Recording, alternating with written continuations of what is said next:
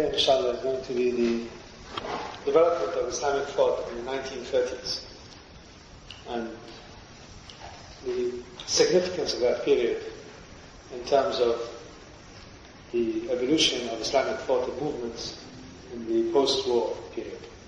Now, in the 1930s, if you recall from our various discussions, was probably a period when a lot of the ideas that became established subsequently after the war found their germination or their seeds in that period. In the 1930s, and when I use the word 1930s, I use it loosely, so that it includes, let's say, the period after World War I and before the end of World War II. So it really stretches between, say, the 1920s to the 1940s. Now, the number of critical events happened. Of course, in the earlier part of the period was the issue of the collapse of the Khilafah and the establishment of national states in the Muslim world, mainly under some form of colonial rule or mandate. And by the time the 1940s came about, the empires that ruled the Muslim world, mainly European empires, like France and Britain and Italy and Holland, came out of the war in a very, very weak position. And it was then quite plausible that the entire Muslim world would revert to a form of political independence. So this period is, I would call it the transition between one system of thought and beliefs to another system of thoughts, trying to take into account the changes and the developments that took place in this period. Now, in terms of the evolution of Muslim thought, what were the really key issues here, and who were the key players? There really are, by and large, as I said, because most of these, if not all of these countries, were under some form of strict colonial rule or strict mandate rule. There was very little chance in the interwar period of a successful movement for political independence and liberation. So a lot of the attention of Muslim thinkers and activists was geared towards the ideational world, the world of ideas and the evolution of Muslim thought in the context of developments of the early part of the century. And here we're talking about really two main issues. One, I would call it the loss of territory. That is the loss of the Khilafah and the loss of the country to Islam. And the other one is the issue of modern technologies and impact of the West directly on these societies.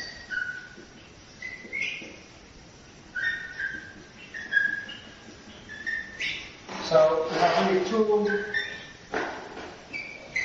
key currents that affected the worldview of Muslims and affected the way in which Muslim intellectuals and thinkers related to the issues at hand. Now, the loss of territory, which means how does one treat, how does an activist Muslim or a person who is imbued with the worldview of Islam, how does he treat living in a society that was formerly Muslim, it was in fact formerly the leader of the Muslim world, into a society that was aggressively secular and was not secular in the Western sense, that is a strict separation between religion and state, but was in fact anti-religious. And we will examine that inshallah in the life of Nadir Saman Saeed Nursi, which will be the second part of this talk. The other issue, which is how did Muslim thinkers and intellectuals perceive the direct challenge of Western thought and Western civilization on the evolution of Muslim perceptions. And here, to a very large extent, the movement was concentrated in Egypt, to a lesser extent in Iran. And it revolved really around two main issues.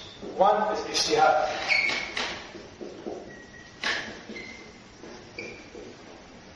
two, this is the reinterpretation of Muslim history.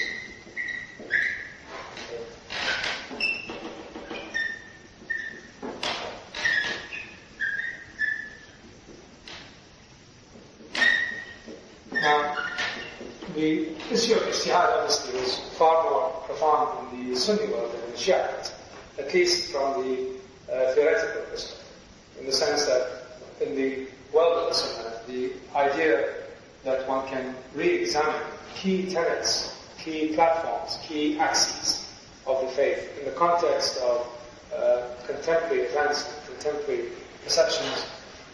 There was a movement in that direction, there's no doubt about that, in the 19th century.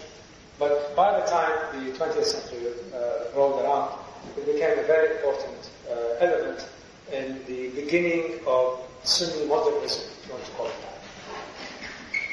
So the issue of quote-unquote reopening the door of ijtihad, whatever that meant, became a very important consideration in the worldview of Sunni modernists. The other aspect of this modernizing tendency of the 1930s was an attempt to reread Muslim history, an attempt to reread the key incidents,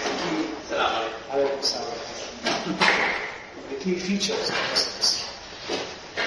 And here we're talking about a way of approaching history that went away from the traditional perceptions. Don't forget, Muslim history, or the writing of Muslim history, Ta'wil, was very much encapsulated by certain canonical or neo-canonical works that are works of such authority and such importance that very few people felt it possible to challenge them. For example, the Tarikh of Tabari, the Tarikh of Ibn al-Athir, the Tarikh of Ibn al-Kathir, the Fihras of Ibn al-Nadim, the Wafayat of Ibn Khalikan. So you have a number of important figures in Muslim history who wrote their perceptions of key events in the Muslim world, sometime around the 3rd or 4th century, between the 2nd and the 5th century Hijri, which had a certain canonical flavor to them. I mean, canonical in the sense that it is very difficult to challenge them. So, if anybody wanted to understand Muslim history, you had to go back to Tabari, you had to go back to Ibn al-Athir, you had to go back to Ibn al-Kathir, Ibn Khalikan, and so on. Now, these are the great Muslim historians. And one of the important developments of Muslim modernism or Islamic modernism of the 20th century is the movement in the 1930s to reinterpret Muslim history and to understand key concepts of Muslim history in the context of contemporary perceptions. For example, we had the main issue of the so-called Fitna al-Kubra between Imam Ali alayhi salam and Muawiyah. There are ways of reading that historically by going back to the Tarikh of Tabari, of Ibn Kathir, and so on. These key events in Muslim history that created a sense of identity and were the beginning of the formation of Islamic schools, of perceptions and of Islamic sects, like the great Shia Sunni issue, the issue of the rightness of the four rightly guided Khulafa, the issue of the Umayyad rule, the issue of kingship, and so on. Before the 1930s, you had to go back to the canonical works here, and it was very improbable that there were any great challenges to these perceptions. So, if you look at the history of Islam, as written by Muslims, there was really nothing written after this period in a significant way. It was all commentaries upon commentaries upon commentaries. But these stayed the main texts. What happened was that in the 19th century and in the 20th century, they developed the entire literature of Western Orientalists. So you have people like Dolziher, Wellhausen, Dozy, who reread these works and came up with their own interpretation and their own reading of Muslim history. So if you are, say, a historian or a philosopher living in Egypt or in Iran in the 1920s.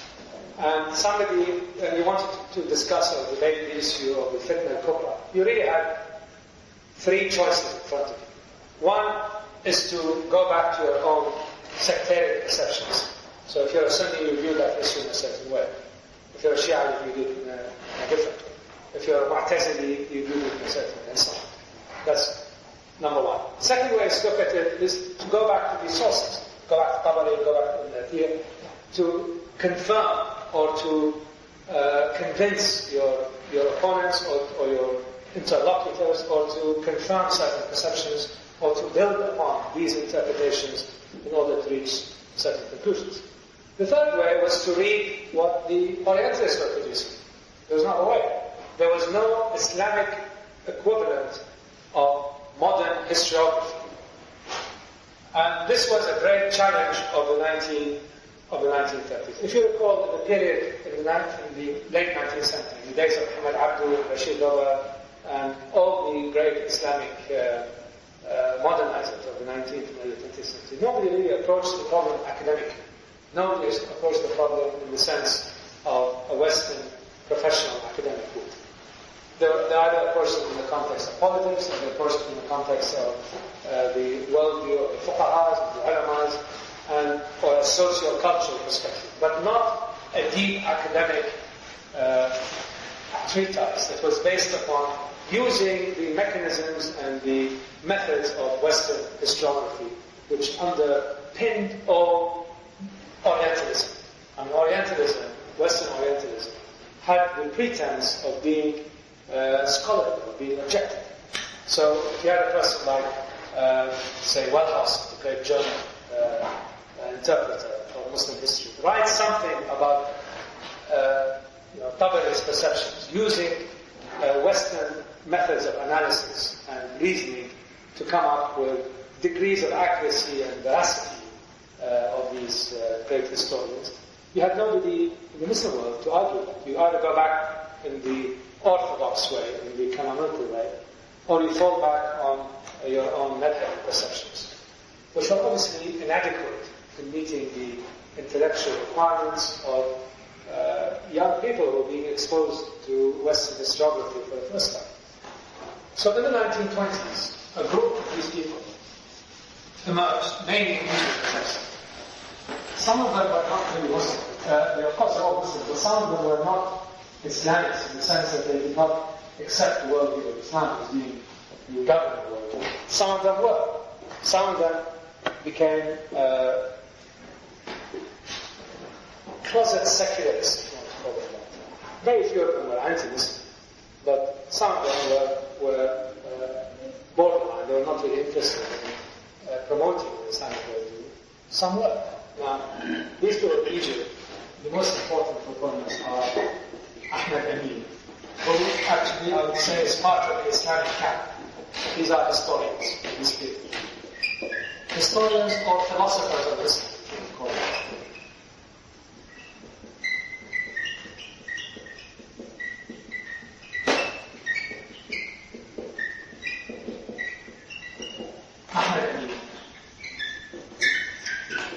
Ahmed Amin was an Egyptian who wrote, he was a trained historian, and wrote three very, very important books on the history of Islam. One of them is called Fajr Islam.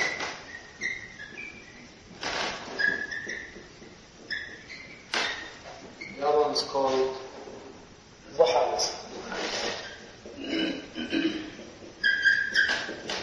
And the last one is called Duha Islam.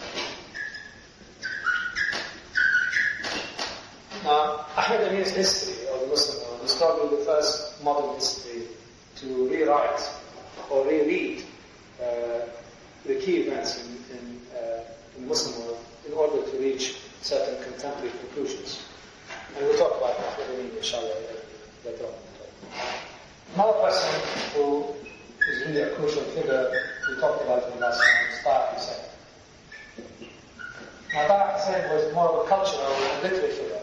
In fact, he wrote a number of important novel autobiographies. One was called A Allawi, which became the main style stylistic form of modern classical art, if you want to call it. But he also reinterpreted Muslim history, primarily in his work on called Al-Fitna al-Kubra and Ali wa Awlad.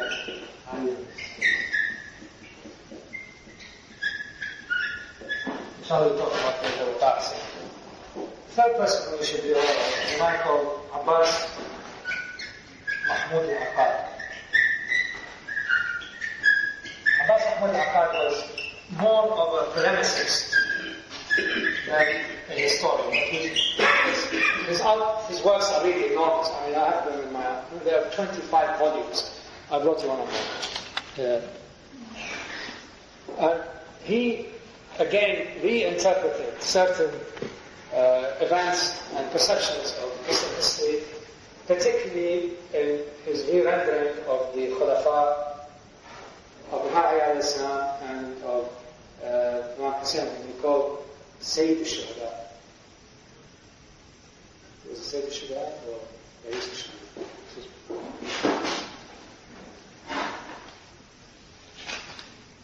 Abu Shuhada, Al-Hussein Abu Shuhada, and the book on Fatima al-Zahra.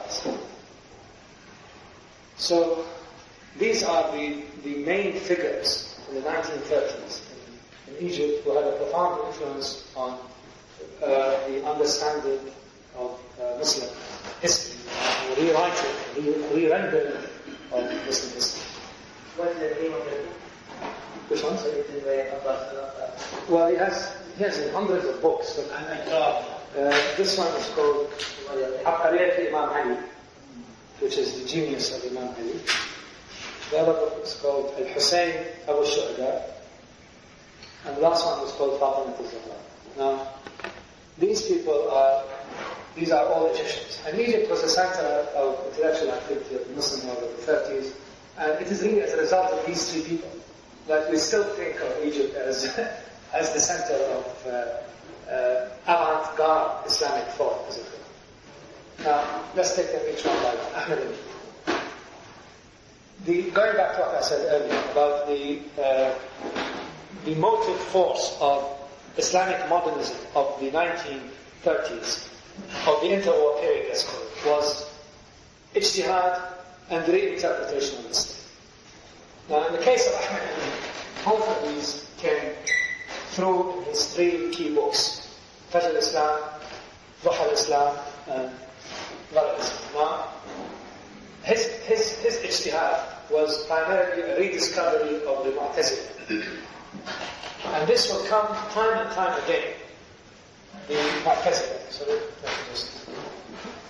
have you studied Mu'tazila in your works in history? So I don't need to.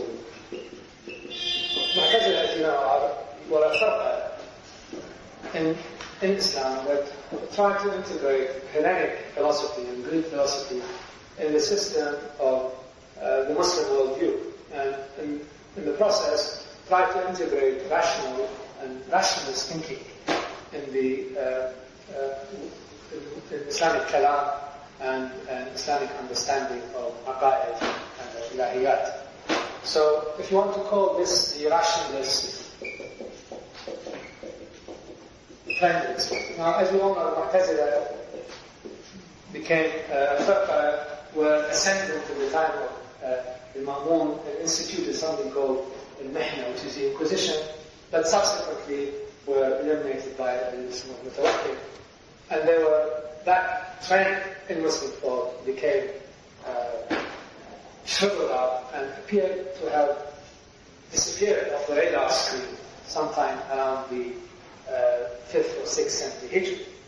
Now, in the interwar period, there was an attempt, and it's partly successful, to reinter, as it were, the thoughts of the Mu'tazila and introduce within Islamic thought this rationalist threat.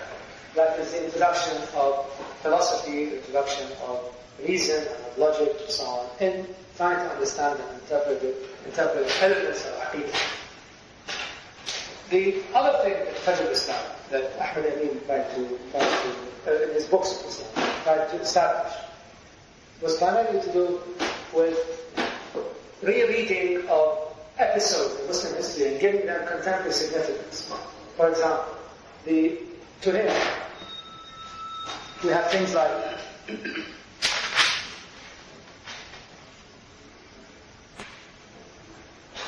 Muslim history has to be read in ways that relate to the issues at hand.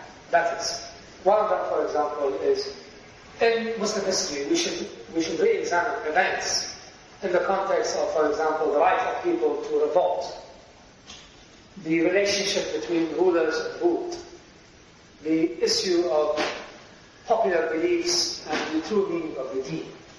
So, if you read Fajr Islam and the other books, Bahar Islam and Darul Islam, what comes through, of course, they're written in ways that are very accessible. They're not written in this convoluted classical Arabic of the early historians. They're written in quite vivid and contemporary language.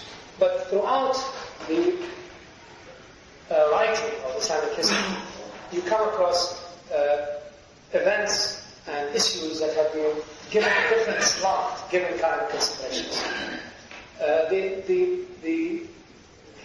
He reads within Muslim history a trend towards trying a war between justice and injustice, wars between tyranny and between freedom, wars between oppression and between liberation. So themes that were modern and contemporary in the interwar period were filtered back or were projected back into Muslim history to rewrite, as it were, the history of Muslims and of Islam generally in this contemporary sense. I mean, if you pick up Tabari, or if you pick up any of the great early historians of Islam, these issues don't come about. Things are not presented in the form of right against wrong, and justice against injustice, and liberty against tyranny, and they're basically presented in chronological form. Most of the historians of Islam are really not interpreters of history, they are more like chroniclers. So, the chronicler's approach to history, which was the way that Muslims perceived their own past, except in as much as it became subject to sectarian divisions. For example, Al-Ghadir. Al-Ghadir is an event. Tabari writes about it as an event. Ibn Ishaq writes about it as an event. And he says it as if you're a camera, cinema camera, taking without any dialogue. Very few of the historians interpret this. In fact, no Muslim historian, until the modern period, was an interpretive historian. There were more of chroniclers and people who wanted to make sure that their facts were correct. Interpretation of events became the preserve of the sectarian divisions. So Shia approached it in one way, Zaydis approached it in another way, the Ahl Jama'ah approached it in the third way, the Mu'tazila approached it in the fourth way. Interpretation of Islamic history became subject to particular doctrinal perceptions. What this gentleman did, what Ahmad Amin did, and probably the first time in modern history, there were attempts at it before, but in such a comprehensive and accessible way, is to rewrite Islamic history in the context of modern issues in an interpretive capacity. And he wasn't a socialist or a Marxist, but this kind of rewriting of history, or reinterpreting history, came through in the last 30 years. Under various focus, for example, a man called Abdurrahman Sharqawi, who is an Egyptian, again, historian and literature, tried to reinterpret Islamic history in Marxist terms. So, not in Marxist terms, but in socialist terms. So this rewriting of history, given ideological perceptions, that is non-madhabi perceptions, became an acceptable and, in fact, a very, in some ways, appropriate way of writing Muslim history for the generation into Sharqawi is Muslim. Abdurrahman. We'll talk about it later. So if you talk to a person, well, most of the people I talk about passed away in their 80s, who may have gone to a modern secondary school in many of the Muslim countries, especially the Arabic-speaking world, you would have seen that person's perceptions of Islam and Muslim history is very much dependent upon the interpretations of Ahmed Amin and the writings of Abbas Ahmed, if he's oriented towards the deen. If he's not oriented towards the deen, but is more of a secularist, you'll see it in this kind of and this spread really. Any person who's educated in Egypt, in fact, including many Azharis, came under the influence of these various schools. Now, inshallah, in the context of this, you will see that this also has an effect on the great dispute between the Sunni and the Shia of today. A lot of the positions that Islamic or certain modernists have taken against or for the Shia, and the response of the Shia to the challenges to their aqidah by Sunni modernists also have their origin in the disputes of this period. In Iran, there was a man called Amini, Hussein Amini, who wrote, in some ways, a book in response to Ahmed, but it can't be a direct response, a 13-volume history of Al-Ghadir. And anything you want to know about Al-Ghadir, anything that occurs to you, Hussein Amini has written about, but it was in the context of the challenge to Shiism brought by Ahmed Amin. Inshallah, I'll talk about that. Abbas Ahmed Aqad was a journalist and editor of the Hilal, the famous Hilal magazine. And he was really indefatigable. As I said, I have 24 volumes like this in my library of Abbas Ahmed Aqad. He wrote about every conceivable subject on earth, but always gave it an Islamic slant, always gave it an Islamic twist. He was of Kurdish origin, but established in Egypt. And his main contribution to the rewriting of Islamic history is linked to the person of Imam Ali alayhi salam and of Imam Hussein alayhi salam. So this is the third school is associated with Pakistan, and this way that we reread, as it were, the Fitna al-Kubra between Ali and Muawiyah, between Imam Ali alayhi salam and Muawiyah, and how this has come down, inshallah, to us in modern times. I'll elaborate on that. Ahmed Amin was a rationalist person who re-examined Muslim history primarily in the context of the philosophical rules of the West and using the tools of Western historiography. In his analysis, he came up with a very strong anti-Shia conclusion. And he said his main case. Now, if you read Fajr al-Islam, Bahar al-Islam, and Dar al-Islam, you'll find that it's a wonderful, it's really very well written, very erudite, in many ways more of a literary narrative history than a work of modern historiography. Until you come to his treatment of the Shia. And in many ways he's far more extreme in his reaction to the Shia than say people like Al-Shibaba or even people, the Salafis like Mahmoud Shukri al-Alusi, who tried to divide the Shia into moderates and extremists and tended to focus their attacks on the extremists, leaving a certain space for the moderates. Now, most of the beginning of before the modern period, the Sunni Shia problem was seen primarily in fiqh terms. That here you have a set of doctrines, and against that there was another set of doctrines, and the argument was really carried out at the plane of kalam, at the plane of ahadith and riwayat, on the plane of the veracity and truth of various narrators, ilm al-rajal, things like that. Now, if you get into a conversation, say, or if you enter a dispute between the Sunni and the Shia, and it's held a religious plane, the arguments are along these lines. There are arguments of kalam, there are arguments to do with ghadir, there are arguments to do with the nature of imama, wilaya, mahdawiyya, things like that. Mainly of the doctrinal or, let's call it, religious nature. The effect of Western Orientalists was to introduce another factor that is what is objectively, what did happen, what did in fact happen objectively. Not who is right or wrong doctrinally, but what happened objectively. So the methods of Western Orientalism had really quite an important effect on Islamists. You might think this is not true, but in fact it did.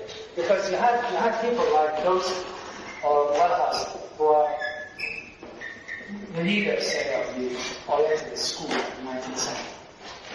They made certain statements about Muawiyah, they made certain statements about Imam Ali, and created the historical literature that justified their own position. So if you have attacks on Imam Ali by Nursi, these may have been accepted to some extent by opponents of Tashayyu, such as Rashid Rida.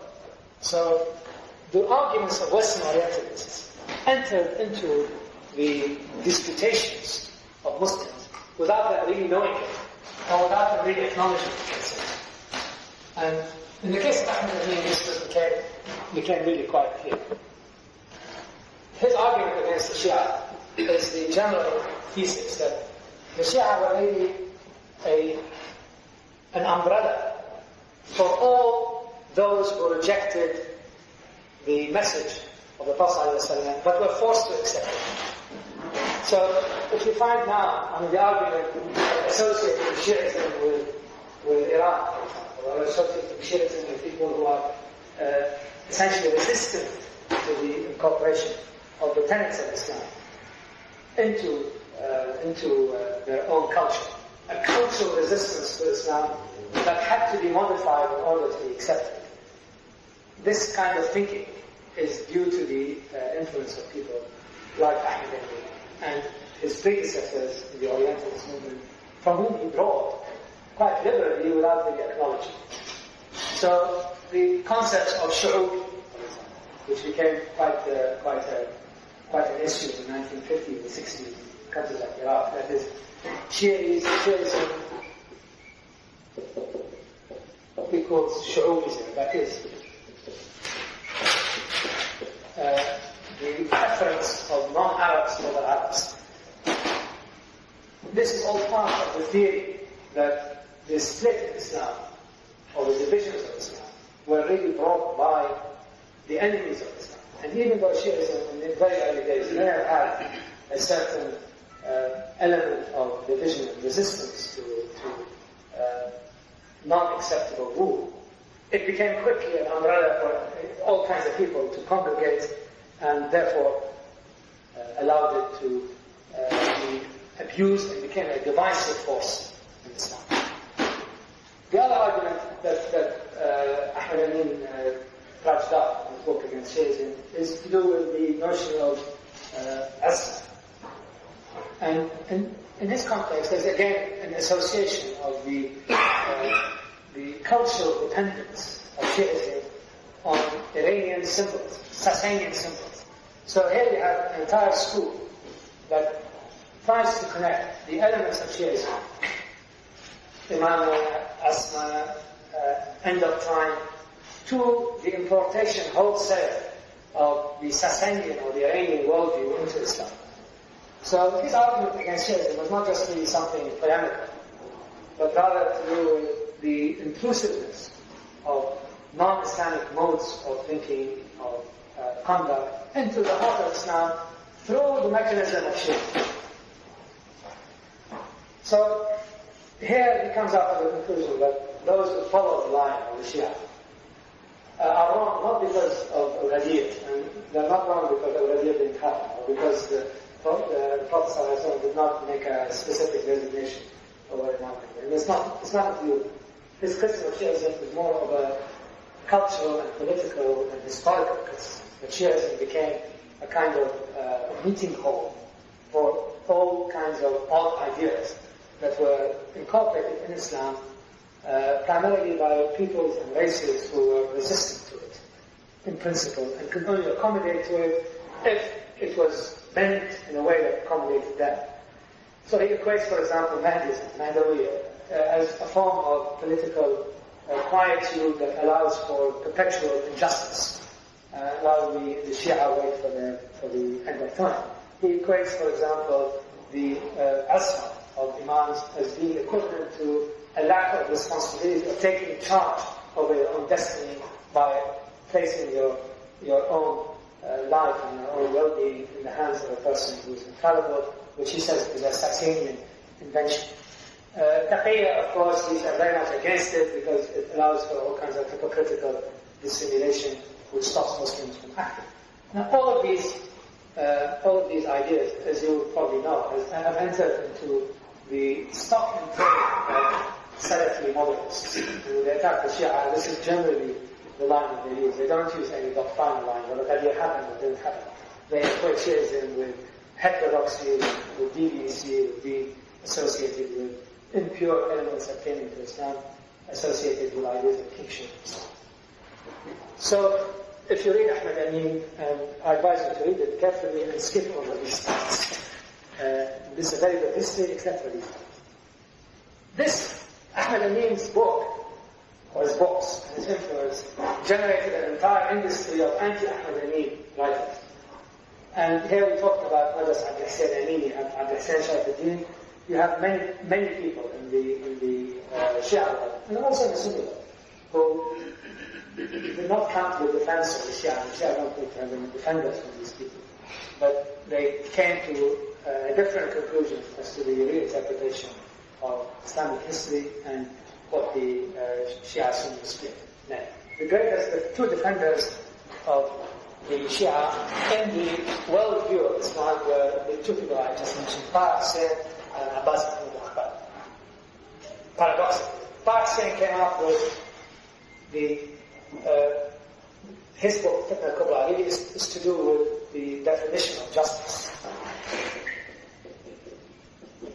And justice is with Ali, and injustice is with Muawiyah. And from that line of thinking, you will find the Sunni perception, and which is found also in the Ikhwan Muslimin. Inshallah, when you read this note that I've given you, you'll find that the Ikhwan Muslimin subscribe to this theory that justice was with the Imam, and that the great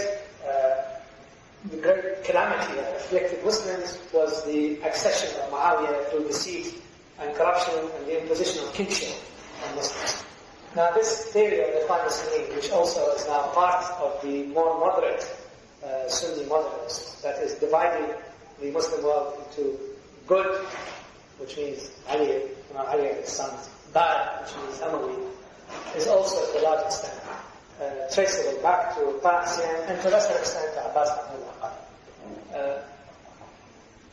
Ahmad Amin, on the other hand, was far more concerned about the effect on the ummah of divisions, rather than on right and wrong, and justice and injustice. So, here we have really two schools of thought emerging that became the germs, as it were, of various subsequent political and intellectual movements in the Islamic world.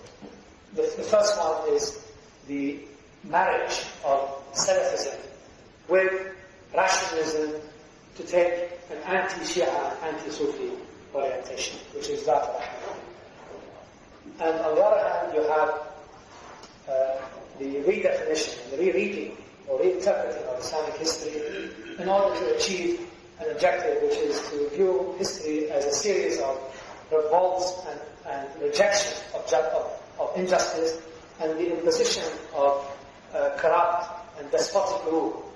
So you take modern conditions and you project them backwards. And in the 1930s, all of this took place in an environment where there was far greater attempts to unify the Sunni and Shia world. If you recall, last talk we talked about the Khilafah movement, where all the entire Congress, the Jerusalem Congress, prayed behind Ayatollah Muhammad Hussein Kashmir Rata, which was unheard of, that leaders of Sunni Islam prayed behind the Shia Mujtahid. And if you read the essay by Hamilton Gibb on Wither Islam, he talks about this particular incident. He says this was unheard of in Muslim history where this can happen. And there was also an attempt to formally bring together the Shia and Sunni Madhahib through the Azhar. And it was led by Ayatollah something probably, I don't remember his name. Muhammad Taqi al-Umar, who started something called Dar al-Taqrib in Egypt, or Dar al-Taqrib.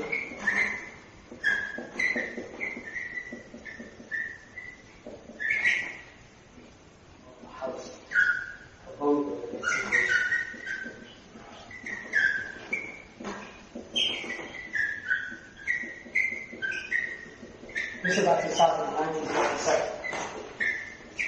And then, subsequently to the famous fatwa of Sheikh Mahmoud Shaltut about the permissibility of ta'abbud according to the mother of the Ashariya and of the Zaydiyya, and really established the teaching of Shia fiqh in the Azhar after 900 years. Now that taqreed, which is started by Ayatollah Muhammad Taqi al-Qumi, had its origins in the attempts to reconcile the Sunni and the Shia world through the Azhar, which came about by the works of, I think we talked about him last time, Muhammad Hussein Kashmir Bata and Muhammad Mahdi Khalis, two great Iraqi ayatollahs who spent a considerable amount of time in Egypt trying to create the network to lead to that taqreed, and who tried to limit the damage of Ahmed Amin to the purpose of Muslim reconciliation.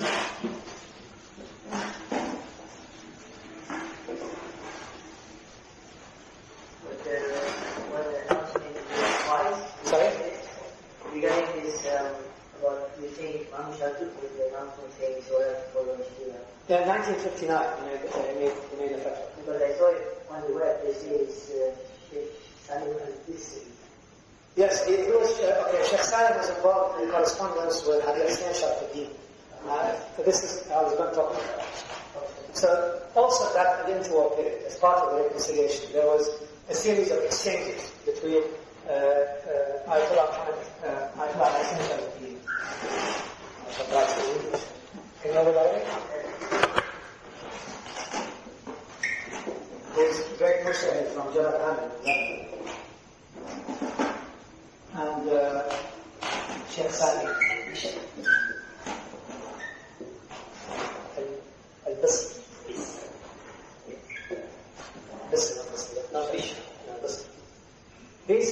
These ended up in the famous book called Muraja'at. Muraja'at purports to be a dialogue between letters of exchange between Sayyid Ali Hussein Sharfuddin and between Sheikh al-Azhar, primarily to establish both the legitimacy of Tashayyu, its orthodoxy, as it were, and its permissibility within Islam. And these were really preparatory conditions or precursors to what happened in the post-war period. The effect of Tariq Hussein in Fitna al-Kubra, by taking Shiism really not as a religion or as a school in Islam that is quiescent, that is subject to all kinds of non-Islamic intrusions into it, that is subject to all kinds of bizarre ideas of waiting and seeing and not doing anything. The other sections of Shiism were those, as I said, of which began to create in the mind of some, if not most Muslims, that Shiism is in fact a movement of resistance, of revolt, of standing up against injustice, against oppression, against despotism, for equality, for some kind of communality, and for some kind of divine guidance on earth.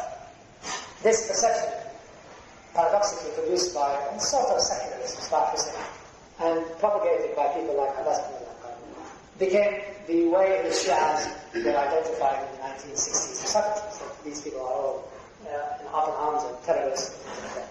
So you can see how the pro-Shia are caught between one school who sees them as leftovers of Iranian Sicilians, distant from Arabs, distant from divisive believers in all kinds of myths and mythological symbols that are nothing to do with Islam. And another perception of Shiism, which is to do with justice, revolt, oppression, the need to stand up against injustice. And all of these go back to not to one source, but these are certainly elements in the formulation of this view. So you have the view of Ahmadiyya, which led him down to, let's say, up to the point of, let's say, takfir, or at least viewing the Shia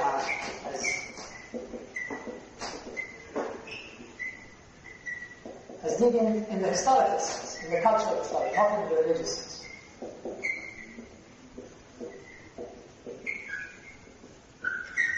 And here you have the works of people like Al-Aziz al-Duri, if you've heard of him. He's a historian of the Arab national movement, and also in Islam, who is introducing another element, which is Shu'ubiyya, that is, trying to see that in Shiism is always an attempt to undermine and to break down the solidarity and the ijma' and the consensus of the ummah. The other school is Ta'asiyah. I'll put in brackets,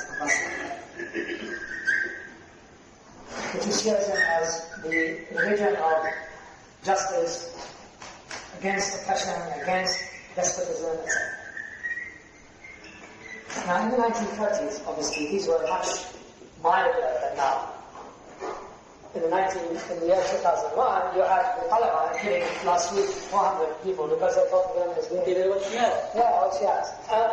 you have people who, like Ali Sayati, who now have turned Shiism into a religion of revolt.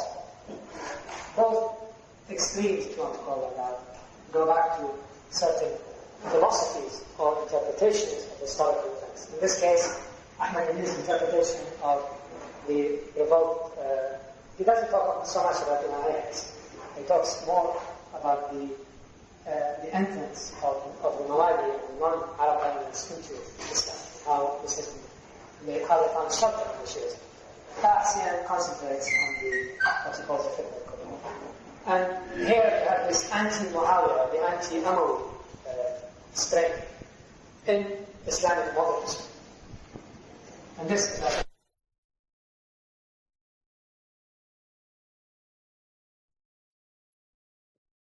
seen to be a dahi, astute ruler who united Islam after all kinds of rebellions, was a great heroic figure. So both of these go back to the, as it were, the school that chose to reinterpret Muslim history in light of Western historiography, away from the chronicler's approach to history of Muslims. So I must say that modern Muslim history is really a branch of Western Orientalism, because it deviates from the concept of tariq as being a series of facts. It introduces evidence and introduces interpretation into it, which is what Western history is all about. So, in the 1930s, the worldview of Muslims in the intellectual sphere, at least as it relates to understanding their past, became changed, radically changed. Question before we move on? Yes, Ahmed Amin, was he working for the government when he wrote these ideas, or? Yeah, he was a professor at the university of Cairo. He's qualified professor. When he came back, he was blind fast, and he graduated from the Azhar and moved on to France. He studied literature, comparative literature, and education philosophy in France and so on. He came back and taught at King Fahd University, which then became Cairo University. And he became a professor of education philosophy. He was blind all the time? All the time. Maybe a few months after. The cats, Akram. Yeah. What's so special with him? Because most of the time we see that,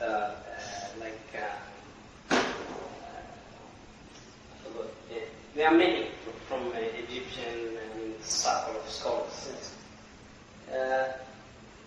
What made them become, in the forefront of ulama's writing? Why in Egypt? In Egypt especially. Well, Egypt is always, first of all, yes. Secondly, you have a history of Azharis becoming involved in modern movement, from Sheikh Hamid Abdul right down to Ali Abdul and so on. So they played a role, they took a role in the various controversies dealing with that the Muslim would have to deal with. It was probably these single most important center of Islamic scholarship. At that point, maybe Najaf was equally important to Shia, but Shia world's influence is limited. The Sunni world, the Azhari world, is spread throughout the world. It's full of ulamas from Far East, Africa and stuff. So, Cairo also, because of the large number of Arab expatriates, people from Syria and Iraq and Lebanon and so on, we moved to Cairo because there was a relative degree of press, cultural freedoms, a lot of the newspapers and journalists were based in Cairo. So it was a kind of intellectual environment that was very attractive and positive. You had traditionalism at the Azhar, you had Cairo University, which was in those days a very good school, well renowned in terms of professional Western standards. And you had this large group of people, complex people, who were involved in the intellectual literary movements, some from Egypt, some from outside Egypt. It was the right environment for this kind of. Were they contemporary to each other? Yes. So, where was he educated in the old season? I'm not sure if he was from abroad. I think he was a graduate of Cairo University. I'm not sure. I will check it out. But you were saying something that they taught this in schools in the 1930s? Sorry? You were saying something that he was involved in teaching students in the 1930s, their textbooks. Yes, well, it's not a textbook. You see, if you take a person who lived in the 80s now, like in the 30s, say he was in his teens or in his 20s, if you want to read about the history of Islam, what do you read? Reading Tabari is not easy. Even I find it difficult. And I'm supposed to read all these things.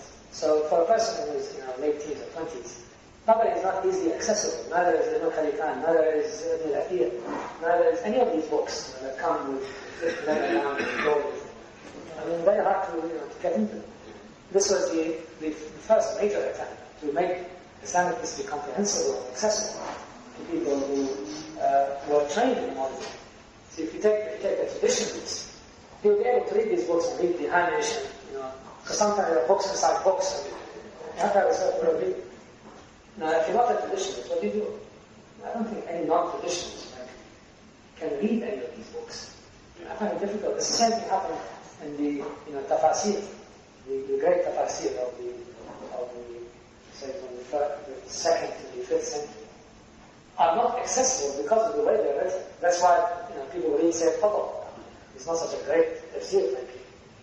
Or they read the tafsir of the modernists because they are accessible in ways that are linguistically accessible. Otherwise, they become incomprehensible. Because my question was basically trying to find out which had upper hand in Egypt, in a sense, to influence the people. Oh, I had a meeting with that. You mean in terms of history or in terms of Shia Sunni business? Well, first of all, the history. History, yes, I think Ahmed Amin is basically the standard historical work that most Muslims read in the 1930s. Things have changed because it's not as accurate as we would like. And it's not, once you're subjected to the rules of evidence, historical research, it's lacking. But it's more of an influence also. But in terms of the Shia Sunni thing, I think there's always a preference to view the superiority of one over another. So there's always an inclination in Muslim world in that direction. That will be reinforced. There's no battle. And the Salafis had no claim on the attention of Muslims until the 1980s. Don't you see some criticism from Ahmad Amin on Shias, like cultural criticism, which you have mentioned, is somehow true? When he talks, for example, against the Iranians, we see certain things. I'll talk about Said Nursi. We talk about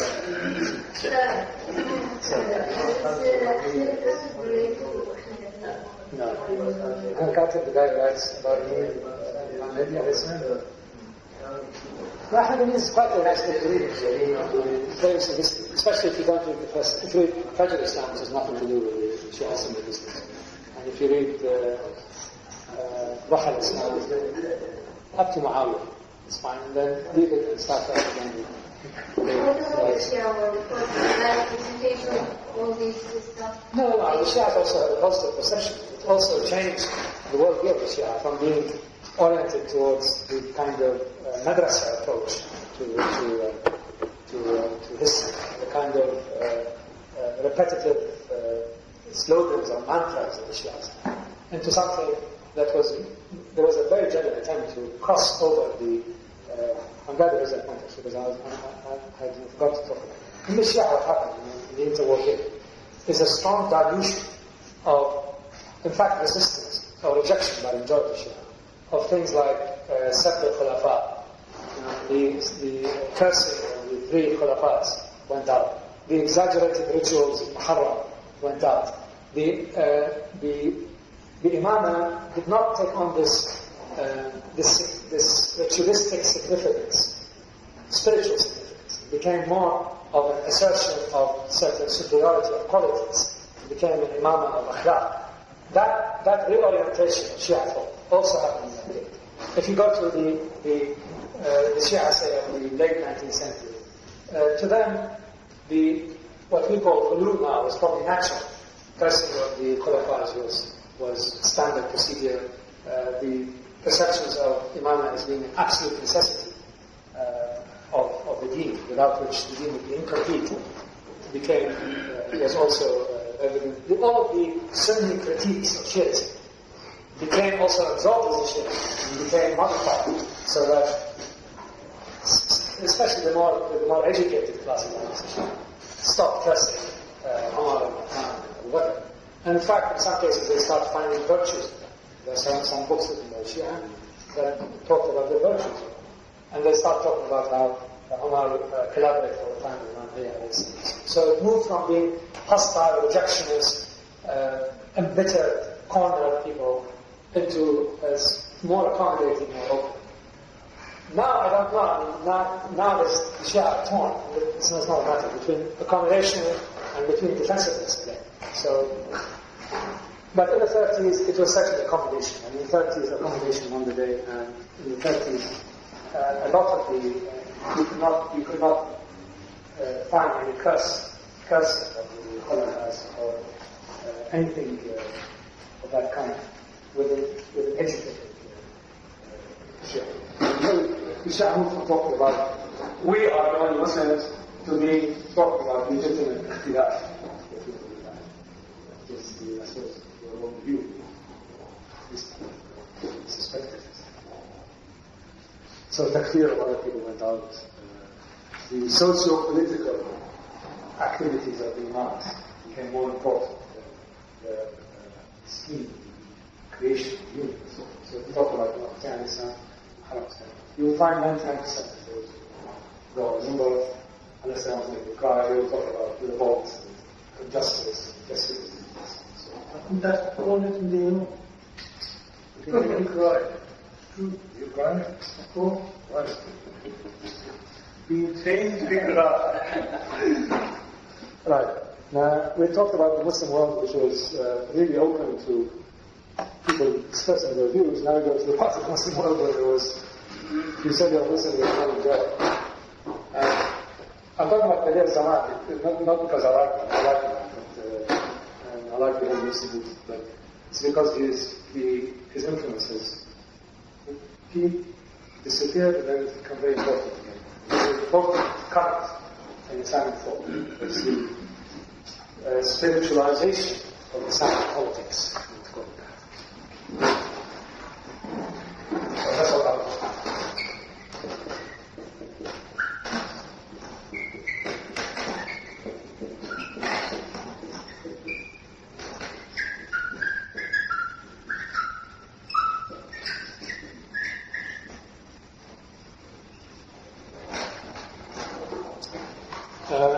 I suppose you all read what I did, in which case, when somebody told me who was Said Nursi.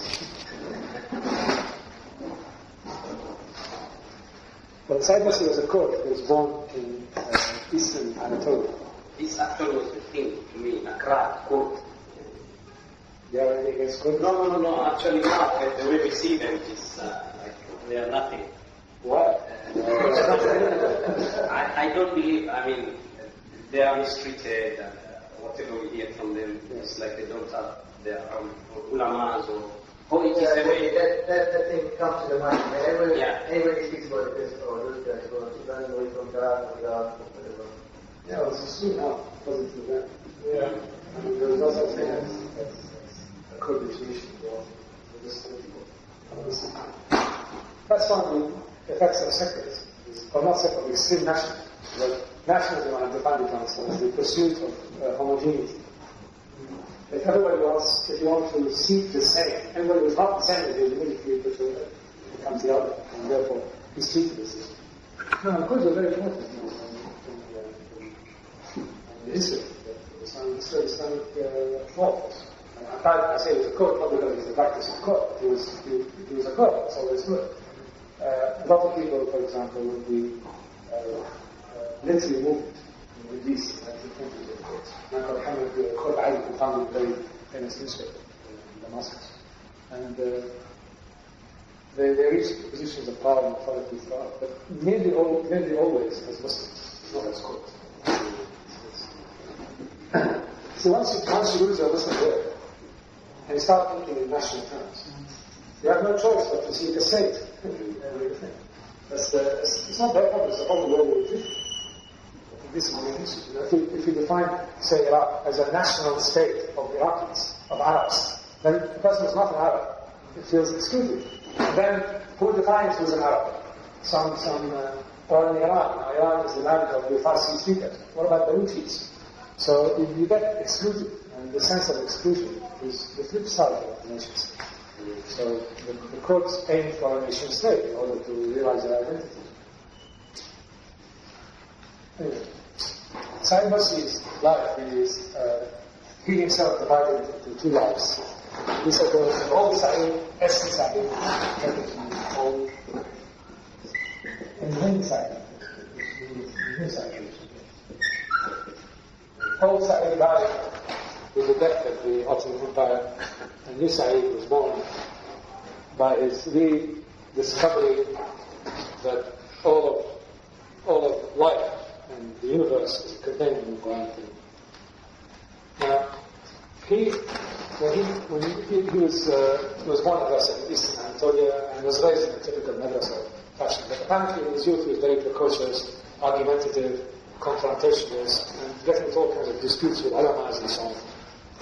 He also studied under a number of shiur, but may not have been himself a practicing mutasawwif. He was with the Naqshbandis and the Hafis. But in his later writings, you can see that he was very much influenced by the ways of beliefs. He moved to Istanbul just before the end of the reign of Sultan al-Khalid, and was apparently a mild supporter of the constitutional movement, seeing the constitutionalism a way of limiting kingly authority and kingly power. But his constitutionalism was very much subservient to the Sharia, and to him, any attempt at constitutionalism that was not Sharia rooted was going to lead to deviancy and to distance from Islam. Soon after the infamous Committee of Union and Progress took over, he became into conflicts with them and left Istanbul actually to go back to his hometown, where he tried to put some of his ideas in practice, namely the establishment of a modern university that would, he called it Madrasa al-Sahaba, that would combine the best of what he called Ahl al-Madrasa, who are traditionalists, Ahl al-Maktab, who are the modernists, and Ahl al-Taqiyya, who are Sufis. So he wanted to create a kind of Islamic synthesis between modernists, traditionalists, and tariqah.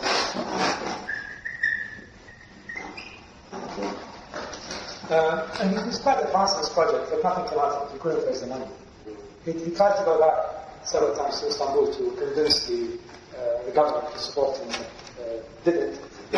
And because he took a generally hostile attitude to the Committee of Union Progress before World War I, not really people paid much attention to him.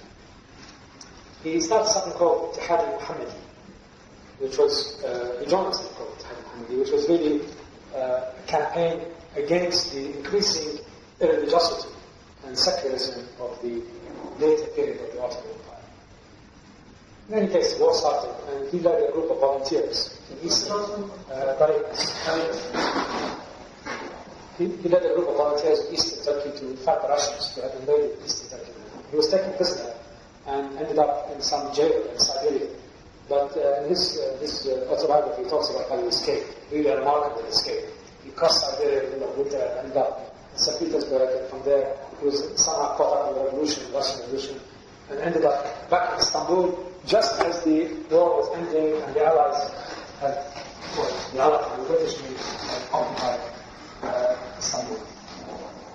He then was appointed to a group that advised the Sheikh al-Islam while the British were in charge of Istanbul, and he played a part in the anti-Greek and anti-British wars that led to the liberation of Turkey, and was invited to speak in front of the Turkish National Assembly by Mustafa Kemal, and when he called there and then for the mass, said, all of you assemblymen should now do the salat. That created great disturbance. Mustafa Kemal told him, you're disturbing you're creating divisiveness and division and so on. And once he heard that this war, which was won to a large extent by the support of the Ulamas and by the support of the Sufi tariqas, and the shuyukh of the Sufi tariqas, became taken over, hijacked by people who were not secularists, but were anti-religion, but Muslim or atheists. He decided that this is the end of this cycle of his life.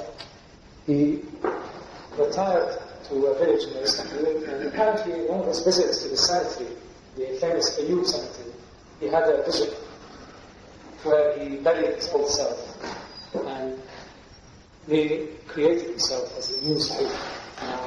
The new Sa'id, just before we get into his ideas, he was, after that period, after that episode with Mustafa Kemal and his resistance to the secularizing movements in the Turkish state, he became basically a person who was constantly harassed, jailed, in prison. He was always on trial for something or another until his death in the 1950s. He must have spent most of his time either under house arrest or in some form of jail sentence, or being tried for sedition or being tried for trying to undermine the state. But it didn't really stop him from going on in his work. His work is really concentrated in something called the Islamic College. Now I decided to know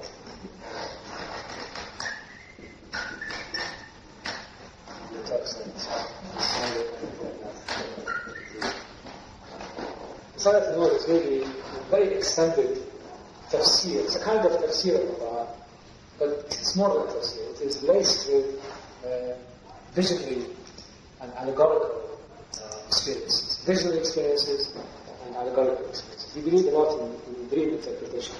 His main concern, after he found that the secularizing elites, the irreligious, anti-religious, and atheist elements had taken over Turkey, he knew that there was no point in confronting them because it would have been settled there. In fact, 2 years after the establishment of secular rule in Turkey, there was a big uprising by Naqshbandi, Sheikh Said, which was taking over most of the territories of Eastern Turkey and Southern Turkey.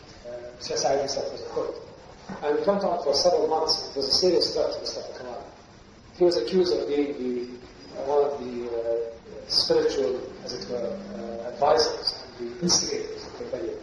And that was used against him there and then subsequently.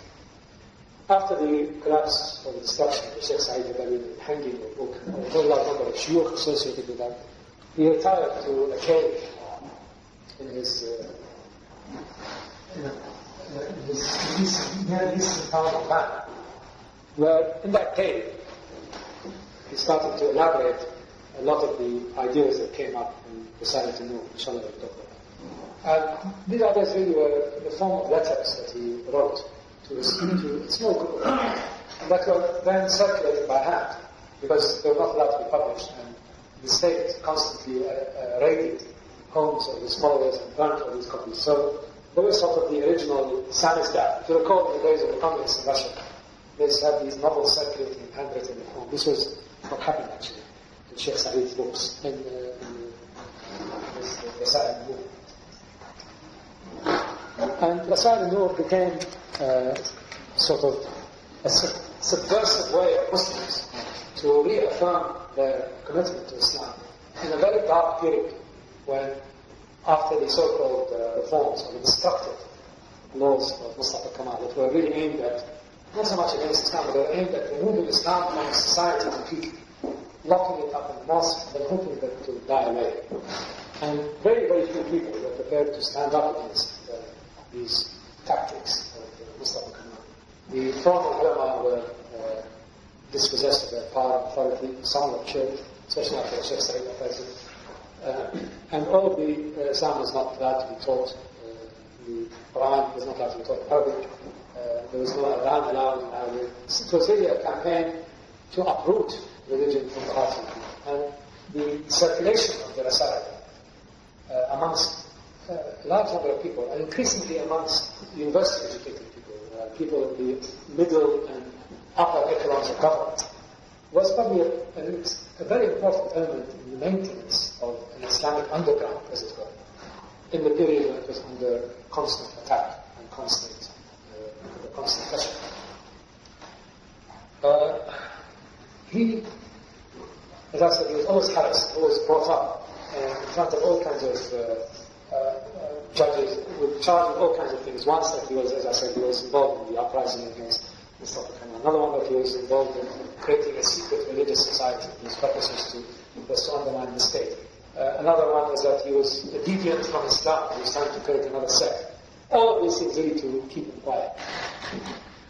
But what really motivated him, as I said, he said something which I found very profound. He said, the Quran al-Kareem was surrounded by walls to protect it.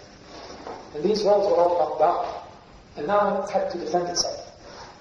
And it defends itself by going back to itself, into itself.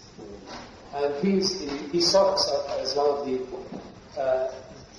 the, not defenders of the power, but one of the ways in which the Quran Kareem manifests itself and confirms itself in the face of kufr. He really felt like Islam as a religion and as a way of access to Allah subhanahu wa ta'ala was in danger by the changes to happen. And his main concern was to present the Quran Kareem in ways that are accessible to people who have been swept up by the secular tide, even though they may still have a residual spirituality. So, in his way of reading the Quran, it's not really a tafsir, it's not an ayah by ayah tafsir.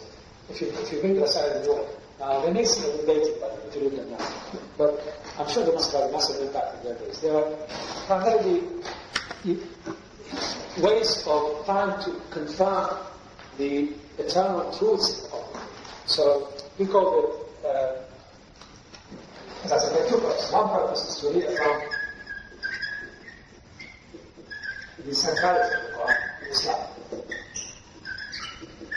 And that when you cannot do your outer ibadah, when you don't have any access to other elements of an Islamic civilization, you have to go back to the origin. And you have to go back to the origin from an inner perspective, from a spiritualized perspective, rather than the perspective of action, because action is impossible in this context.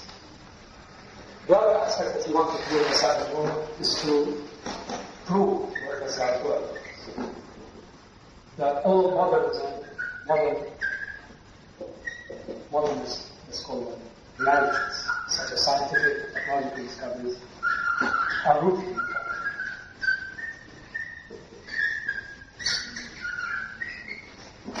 Here, he may have gone a bit overboard here, but again we're talking about the 1930s and 40s.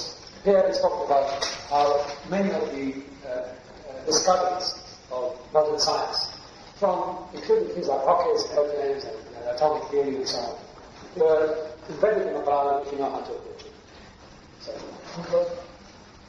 Modern One realities.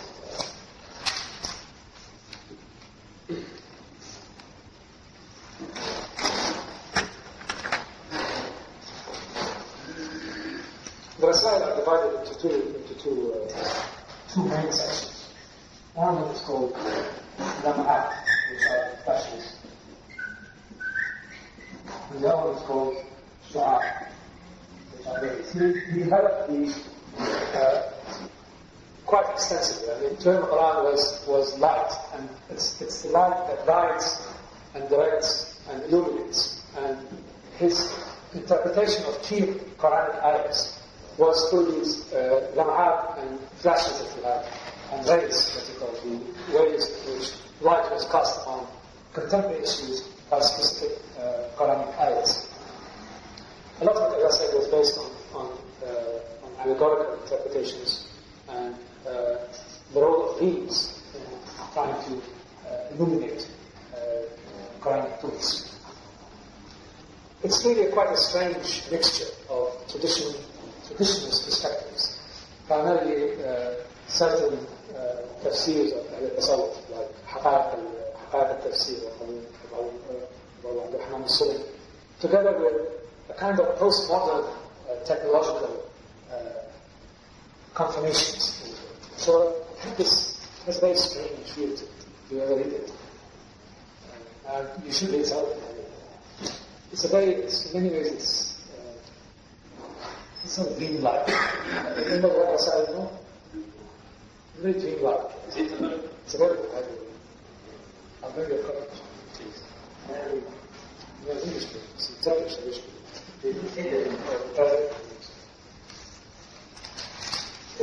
I think the importance of Badi al-Zaman is really not so much in the I don't say the quality of his writings. The second is very profound man, but it's an appropriate way of living as a Muslim in the context of overwhelming external hostility. I suppose if I was a Nursi now, or even a Turk, this is where I would want to maintain it. Because, Tunis now is not a problem because it goes out to giants. But in Turkey in the 1930s, there was a very, very serious attempt to uproot Islam from all of its manifestations. And there were very few places where you're able to to conduct yourself in the correct manner. Not by the idea of the British taking it. The British were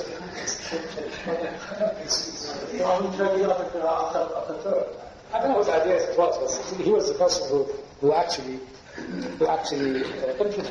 And the implementation of this kind of sort of societal overhaul, the complete overwhelming of society by one system, is really his name. And without him, I don't think there would be the kind of secularist, bizarre nature of secularism that you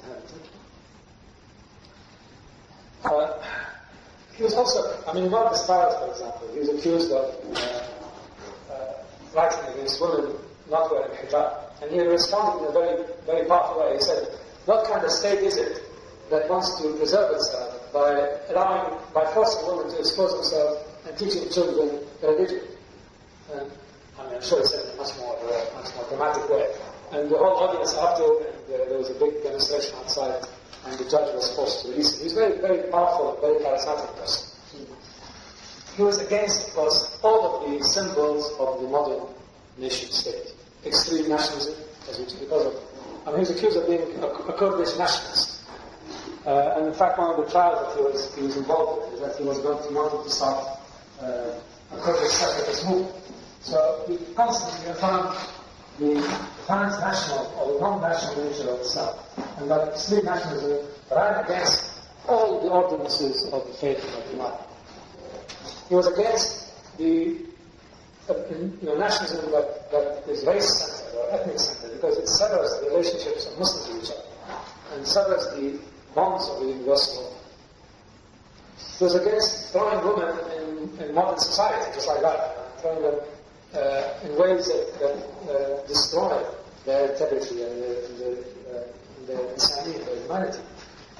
And he was against, of course, the suppression of Islam in Turkey itself. And by keeping these alive, by keeping the revolt, inner revolt alive, for 20 or 30 years, that movement, it's called in Turkish the Nursi, although it's deviated off since then, let's say, by the time he died, it was quite a powerful, widespread movement that had many followers in the universities, in the upper economics, middle economics of government, professionals, and so on. It was the platform from which the counter-attack of the Islamists of Islam generally took place in Turkey. So the first great change in Turkey took place in 1952 with the election of a man called Adnan Menderes. They promised to remove a lot of the Atatürk's restrictions on religion and the reintroduction of Islamic schools and madrasas and support reinstituting the Adhan in Arabic, teaching Arabic. A lot of what Said Nursi was fighting against.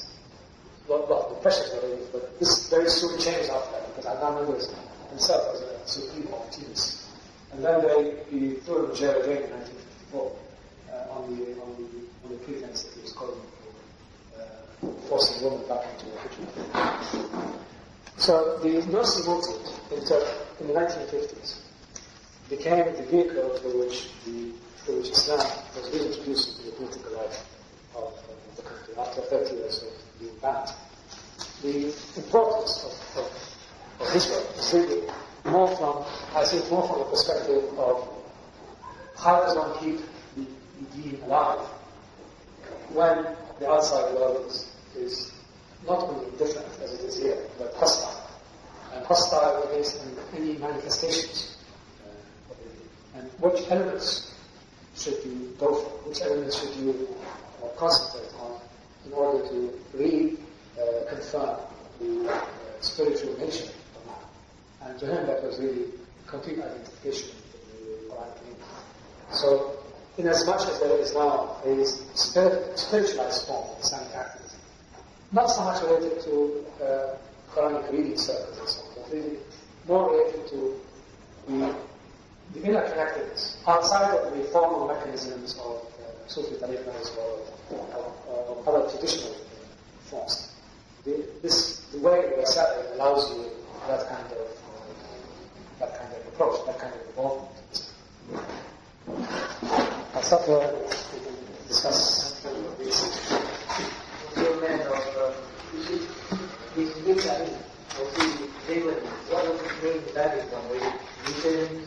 to readings? Whether Zaman or no, I think he was very absorbed by law. He obviously felt that this was it's not a holy book. I mean, it is very close to Quran. You can look at the holy book, but for him it was the sense of the divinity, as it were. It's a word of Allah. And as you have to approach it with, it's not holy like the Bible. It's beyond that. And that really has I've been overwhelmed. If you read Rasul Nur, it may not be to your taste, I have to warn you of that, because it's highly spiritualized. It's not, if you're politically inclined, you'll not find it to your taste, to your thought. If you're not overly politically inclined, you may find it. Then the second one. It is really dealing with the reality and access to the right. If you see the Bible as access to the right, and not if you see it's not God, but if you deal with it as access to it, as a doorway, as a gateway, and that if you immerse yourself into it, you're going to have states and conditions that are linked to a world that is completely beyond the world of sense. Then that is how he would have approached it. I think he was he must have had a kind of Quranic overwhelming. And that's happened to people who have that orientation. To him it happened in the Ayyub Cemetery in Istanbul. And one reason why I find him interesting, fascinating, is that a lot of these epiphanies, massive conversions, take place usually in history books. We read about this after 1,000 years ago. But this was okay? And to have this kind of massive swing from one state to another is really quite dramatic. Another person who's had something like that is a man called Nursi. Straight up, he was a very left-wing socialist Marxist, and he had a massive conversion. Now he's in jail. He's not out. But at least that fellow does not live in an environment that is aggressively hostile. I mean, the environment of thought is hypocritical. I mean, the state supports Islam and so on. So you can't really say it's anti-Islam. It's not. So this is the, and I think he's a man who was true to his experiences. As I said, he lived 2 years in a cave. And this was in the 1930s. How many people do you know living in a cave? Do you have people? Are there caves back then? Have you have people like that? Not Allawis, one of them Allawis. And wondering. How about the Tanzania? Well, we have Messiahs, but that is common. We don't have even the mountains. You don't like caves? It's like, oh, we live in forest, not densely forest. Yeah. We have that we have the church over the mountain, but we have the palace out of the cave. We are not going back to the cave. There is a very thin line separating his movement and his ideas. There is a use, right? Yes, in fact, but he didn't believe that the Tariqa way, the Shaykh is right or spiritualized action. He was more, by the way, that line, this spiritualization of action, also rises, flows, ebbs itself. And right now, in Islam, right, in the sense that there are more people who once they see the Islamic action, especially political action, as least at that end, they try to redirect Islamic action more in terms of mass spiritual movements. Happening in Iran, by Hamazad al-Sadr, 3 years ago. I mean, I know I'm sure there are mass spiritualized movements throughout, but in Turkey, it's a very important trend. The mass spiritual movements that are not political in some ways, and they have managed to affect large segments of the population. So maybe in some ways it is a uniquely Turkish thing. We can't really repeat that in most of the people. And it is really a mechanism of defense against the high probability of changing the aggressive settlements. That won't be the main reason, because we will get criticism of people for public necessities and everything. But they were agnostic in sense. This is so this rise of Islam and all these movements. Rabbi Sheikh said that in Turkey, we asked why, what's the future of Islam? He said, Islam in Turkey is like the grapevine. The more you cut it, the stronger the roots you cut it. It's very special. So the more they cut it, the more these generals try to cut it. You know, so what? They still continue in different ways. We always come out from different ways. And the roots become stronger and stronger. The question is, when he had this vision and the graveyard, Yes, of course he believed in it.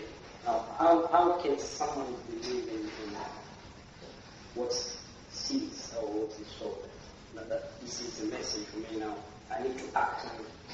It's the intensity of the vision. And you will know this happens if you're lucky enough to have some. And some because you have a heavy dinner. They usually have visions, but they usually have if you eat too much at night.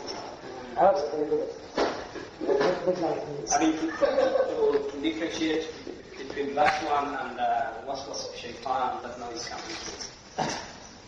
Is there any rule? Yeah, rule or principle?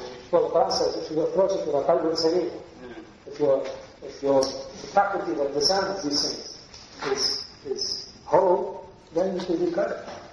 If it's not, it's because of too much shrimps at night or lack of vitamins. I don't know.